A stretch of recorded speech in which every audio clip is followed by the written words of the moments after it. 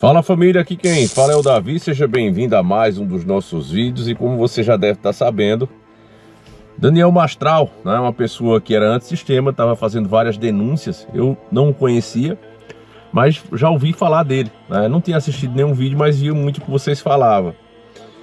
E aí, fui ver em que circunstâncias isso aqui aconteceu. E tenho certeza que esse assunto vai repercutir muito pela forma que tudo aconteceu. Então eu quero mandar um abraço aqui pro meu amigo Dian, né? Alá Dian, que ele é barman. Vou deixar inclusive aí o Instagram dele. Ele foi o primeiro aqui a me avisar. Então agradeço muito a cada um de vocês, tá certo, família? Então vou colocar o link dele aí para você seguir lá no Instagram. Principalmente você também que precisa de um barman, alguma coisa aqui pela região. Esse aí eu indico de certeza. Mas vamos lá. O que é que aconteceu? Eu achei uma matéria aqui, certo? Aí a primeira matéria, ela deixa muito a que pensar, certo? Porque parece que em primeira mão a polícia tentou amenizar a notícia, o que ficou parecendo que queria esconder alguma coisa. Ó, nessa primeira matéria tá assim, ó: corpo caído na mata e ferimento na cabeça.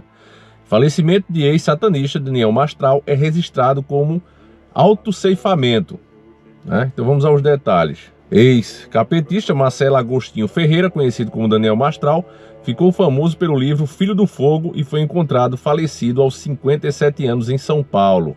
O lugar era a Aldeia da Serra, em Barueri, na região metropolitana.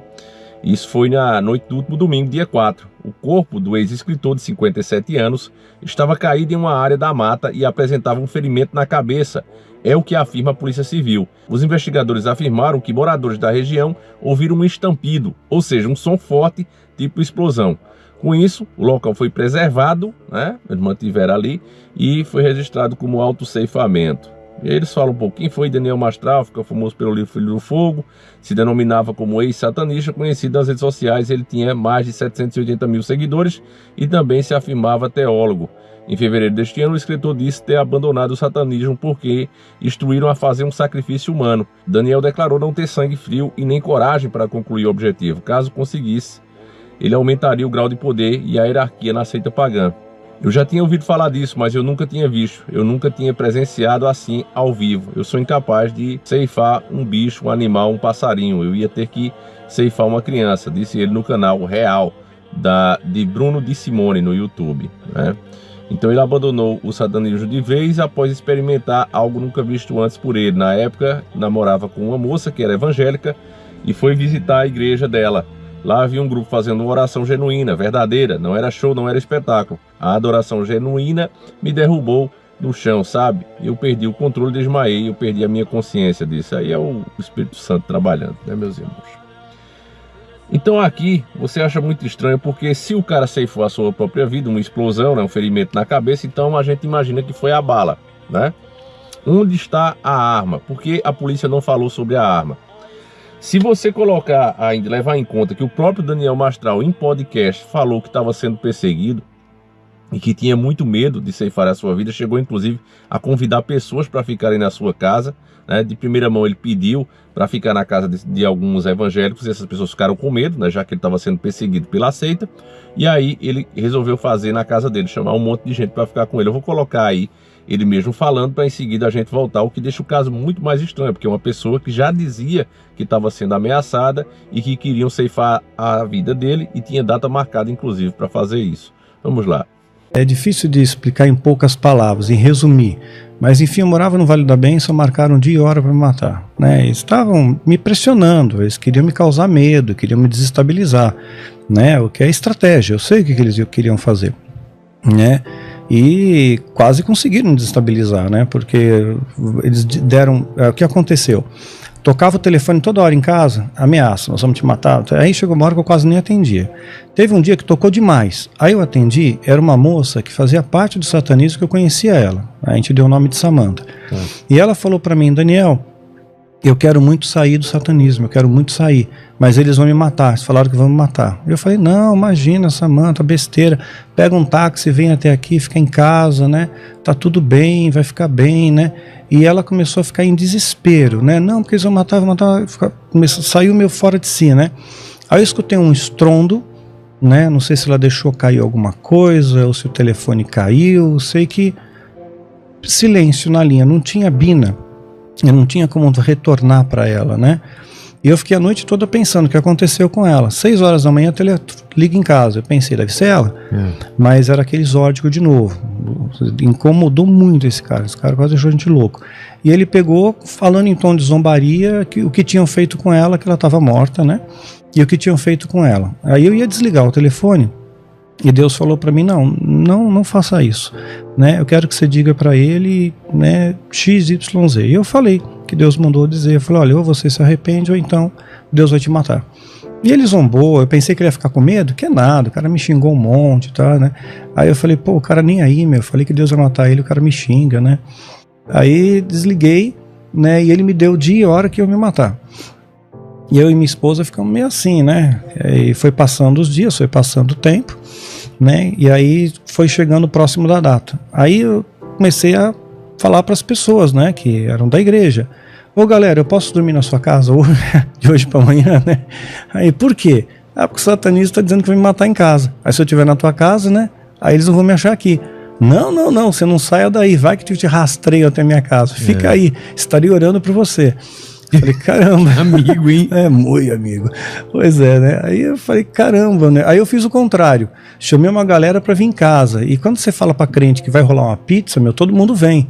Falei, galera, vamos fazer uma pizza, um louvor em casa, tal. Foi engraçado, mas é quarta-feira, a gente sempre faz isso de sábado. Por que da quarta-feira?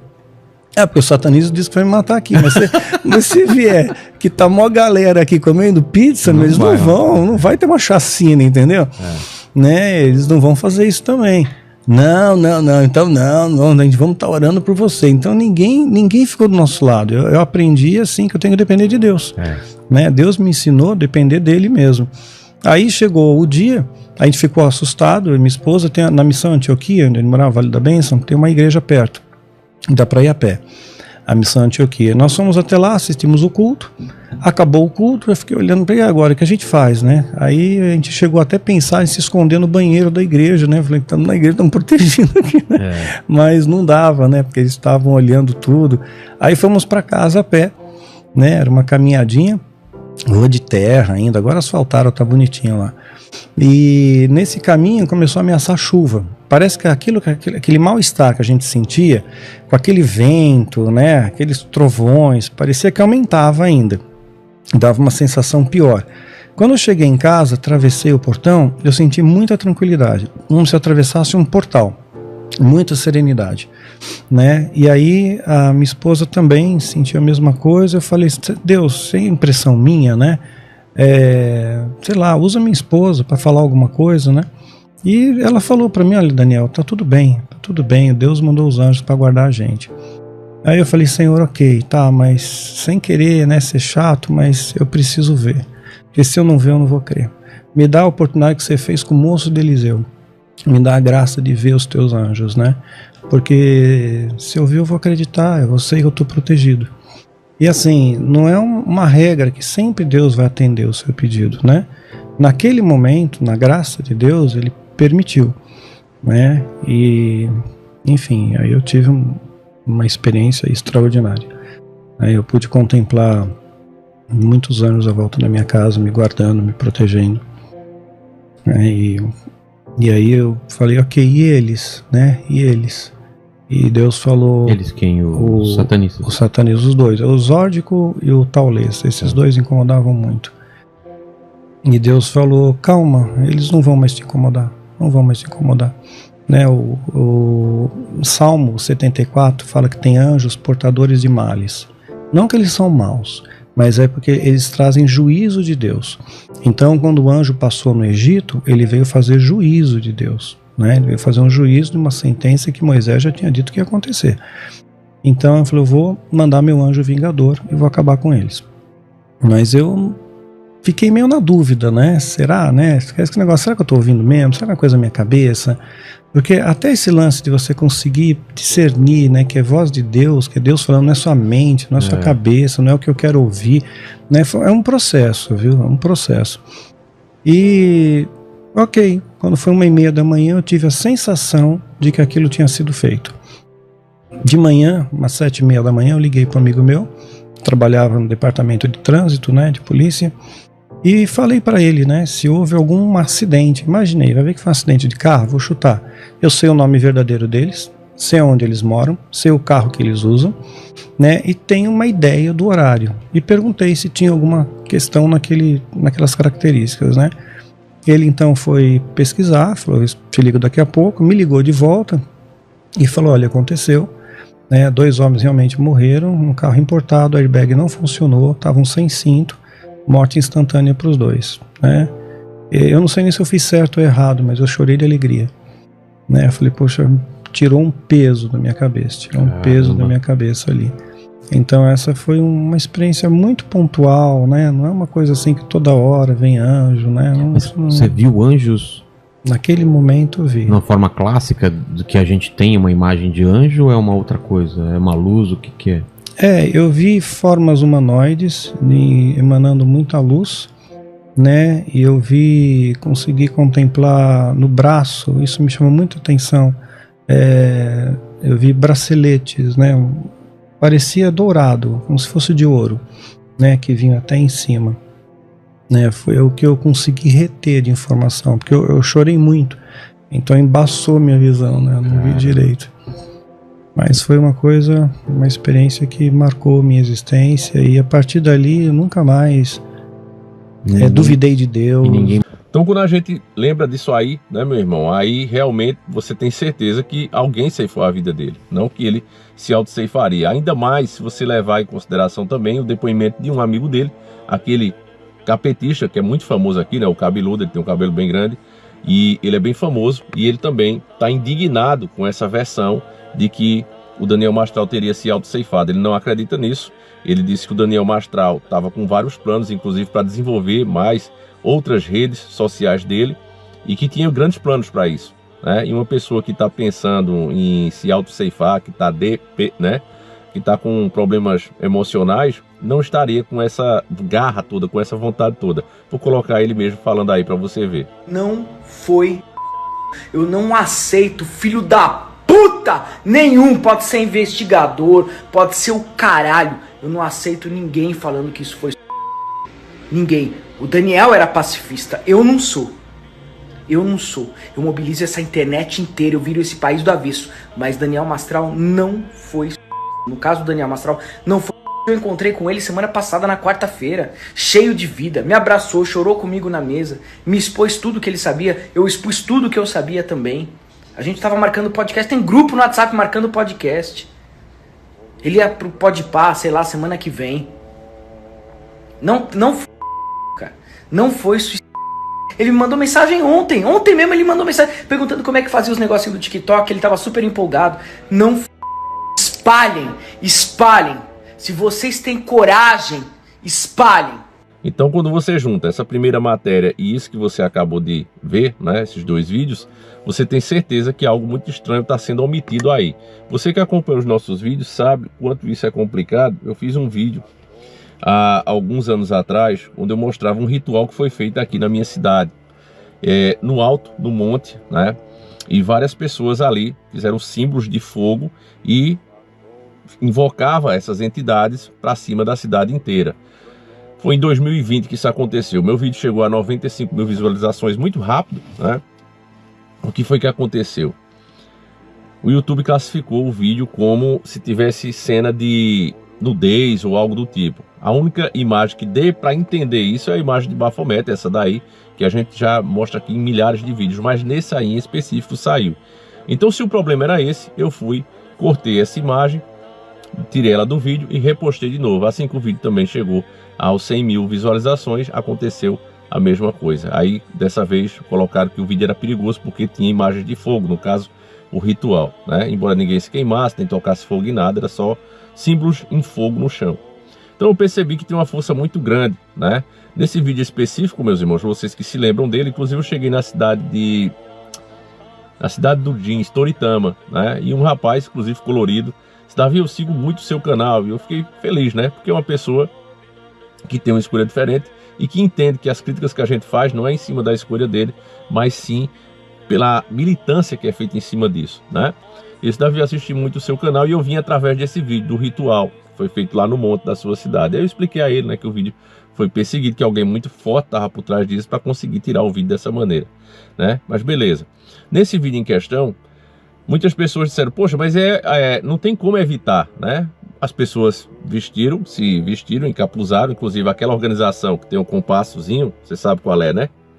Ela emitiu uma nota, porque os caras estavam de bata, né? Os caras estavam de bata, vou colocar algumas imagens aí que eu consegui.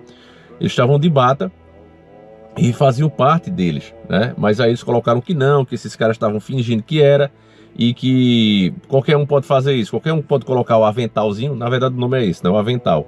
Pode colocar o avental e dizer que é um membro deles e fazer essa palhaçada, segundo eles.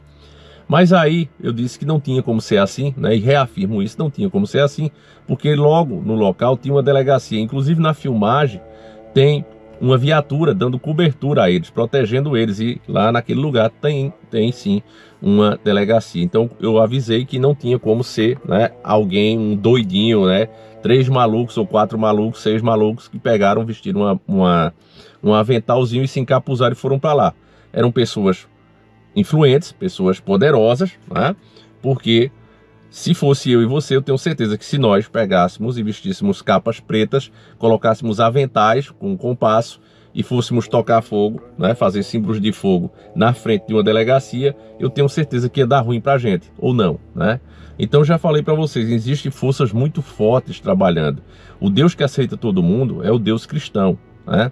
O outro lado, meu irmão, você tem que ter habilidades, você tem que ter inteligência, não é escolhido qualquer um. Você pode ver, inclusive, esses grandes satanistas, como o próprio Daniel Mastral, uma pessoa extremamente inteligente. Esse outro, o cabeludo que passa sempre, eu esqueci o nome, Vanille, eu esqueci o nome do danado, né? Mas ele é bem famoso. São pessoas, você vê, boa aparência, inteligentes, né? Bem estudados, não são pessoas leigas. Eu que já pesquiso isso há tempos, eu sei muito bem que não é qualquer um que entra. O cara, para entrar, para ser realmente um satanista de peso, ele tem que ser extremamente inteligente. Ele tem que saber lidar, até porque essas entidades, meu irmão, não é fácil. Eu vou explicar um pouquinho sobre ela. Mas eu ainda não quero sair aqui do assunto do Daniel Mastral. Eu quero que você veja a outra matéria que dá acesso ao boletim, que essa foi feita pela CNN. E aí a coisa já muda de figura, porque eu tenho certeza que nesse momento, né, você deve estar imaginando que o Daniel Mastral teve a sua vida ceifada por alguém. Mas eu vou dizer para você o seguinte, vou fazer essa afirmação e vou provar. O Daniel Mastral, ele foi ceifado, certo? Mas não foi por pessoa, não foi por alguém, foi por uma coisa, tá certo? E eu vou provar isso aqui para você. Veja só, na matéria da CNN tá o seguinte, ó. O que diz o boletim de ocorrência do falecimento de Daniel Mastral? O documento foi obtido pela CNN. O escritor Marcelo Ferreira, mais conhecido sob o pseudônimo Daniel Mastral, foi encontrado falecido na noite desse domingo, dia 4, na cidade de Barueri, região metropolitana de São Paulo. O corpo foi localizado pela Guarda Municipal da cidade por volta das 18h26, segundo o boletim de ocorrência. Então aqui tem mais detalhes, vamos lá. O documento obtido pela CNN ainda traz o que foi apreendido no local, coisa que a outra matéria não falou, né? Na lista estão o carro de Daniel, um Tigo modelo 2020, um celular, uma pochete que estava dentro do carro e 10 projéteis, sendo um já deflagrado e outros 9 intactos.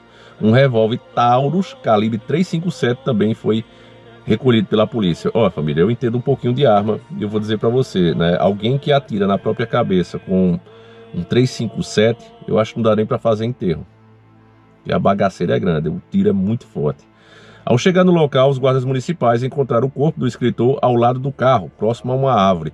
A rua onde ele foi localizado pertence a uma área residencial arborizada em uma região conhecida como Aldeia da Serra, onde há residências de alto padrão. Então, aquela ideia que a primeira matéria nos fez pensar que foi no matagal e tal, não. Foi numa zona residencial, ali de condomínio, né, que geralmente esses condomínios de alto padrão, eles gostam de ficar perto ali da natureza. Então tinha árvores ao redor, mas era uma área culta, né, vamos colocar assim, ó. Os policiais foram até o local depois da comunicação da ocorrência que foi feita pela Guarda Civil às 21h26. A área foi isolada. O boletim de ocorrência foi concluído à 00h32 da segunda-feira. Na rua onde o corpo foi encontrado, os policiais coletaram imagens de um vídeo que pode ajudar a esclarecer o que houve. O carro também passou por perícia e foi recolhido. O corpo de Daniel foi examinado pelo IML. A polícia deve investigar o caso para entender o que pode ter motivado o falecimento do escritor, né? E aí eles falam o que a gente já sabe aqui sobre o livro e tal. Bom, meus irmãos, eu tenho um vídeo aqui do carro dele. A gente conseguiu o vídeo, deu um trabalho do caramba, mas eu consegui esse vídeo dele e eu quero ver junto com vocês, ó. Vamos ver juntos aqui. Vamos lá. Ele é um vídeo curtinho, ó. Você vê aí, você vê o carro dele chegando, né? Veja que ele dá uma remeia rápida, assim como se estivesse com pressa, né? Agora eu quero que vocês prestem muita atenção. Esse vídeo, para quem já tá... Mas quem gravou esse vídeo, Davi? Bom, foi as câmeras de segurança da residência, né? Tá com um zoom aí. Eu sei que você vê meio tremido assim, né? Então, olha, ele desce, certo, do carro. Ó, e ele vem com alguma coisa na mão, ó. Provavelmente a arma, né? Um 357. Ele vem com a arma. E ele desce duro, né? Eu quero que você preste muita atenção. Vou colocar em câmera lenta esse momento que ele desce. Ó, vamos ver de novo. Ó, ele desce do carro, ó.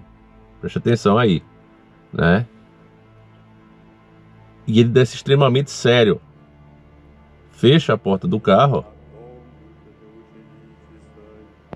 Não deu para ver aqui, mas parece que ele não trava o carro. E ele desce duro com a arma na mão. Típico, meu irmão, de possessão. Típico de possessão. Quando a gente fala que uma pessoa nunca deve procurar essas coisas, meus irmãos, não é porque a gente é cristão fanático. Inclusive tem muito cristão fanático que não entende como as coisas acontecem. Eu, sinceramente, vocês sabem que eu escrevo o meu livro e já faz muitos anos disso, certo? Para você ter ideia, eu comecei a escrever ele aqui, família. Para você ter noção, começou como um diário em 2002, ó. Tá vendo aqui, ó? 2002. 18 de 1 de 2002, logo após o que aconteceu com meu pai. E a minha maior dúvida sempre foi se eu deveria ou não mostrar isso para vocês, certo? Porque ter esse tipo de conhecimento não é fácil. Principalmente porque ele fura muitas bolhas. Você vê muitos cristãos falarem, por exemplo, mas só a fé baixa, certo? Mas quem já pesquisou sobre essas entidades, e eu tenho várias catalogadas aqui, sabe que algumas dessas entidades, elas se agradam de certas ervas, de certos símbolos e certos cheiros. Quem já teve presença com anjo, já falou sobre... Após o acontecimento, após ver o anjo, geralmente seres de luz, o próprio Daniel Mastral falou sobre isso, você sente um cheiro de jasmim. É como se esse cheiro, né, inclusive isso também é revelado ali no Velho Testamento, né, que os lugares, os templos onde Deus habitava, né, na verdade ele nunca habitou em templos, mas ele aparecia ali para receber o sacrifício que era feito de bom, né, a oferta que era feita de bom coração pelas pessoas, não porque Deus precisasse, mas porque as pessoas se sentiam mal em não fazer nada por ele. Ele até fala, eu não preciso de nada, eu sou Deus, eu sou dono de tudo. Mas as pessoas dizem, Senhor, a gente ficaria muito feliz. Então ele acaba recebendo aquelas oferendas por conta disso, né? Mas as pessoas relatavam, né, que sentiam esse cheiro, né, cheiro de rosa, cheiro de jasmim. E aí, com o outro lado, acontece a mesma coisa. Eu já senti esse cheiro várias vezes, principalmente quando eu faço as investigações em determinados locais. Um cheiro de coisa podre acompanha essas criaturas. E eles vêm carregados de todo tipo de mazela. Mas quando você fala isso com um cristão, né, um cristão fanático que não entende que muito do que ele sabe está limitado, ele não procurou expandir o seu conhecimento, a pessoa até fica revoltada. Isso aí é tudo besteira, é coisa de paganismo, mas não. Essas entidades, meus irmãos, elas gostam de coisas e tem coisas que as desagrada. Quem já... Por exemplo, eu vou mostrar uma entidade aqui para vocês. Deixa eu achar a danada aqui. Essa aqui se chama Labazu. É o devorador de criança. Ele também faz parte aqui dos Utukus, né? Que são os deuses, sumérios, né? Tá vendo aí, ó? Então veja aqui, você vê, né? Ele é a presença dele faz com que as mulheres percam os filhos. E os antigos tinham uma série de coisas que eles colocavam para afastar esse tipo de coisa de perto deles, tá vendo?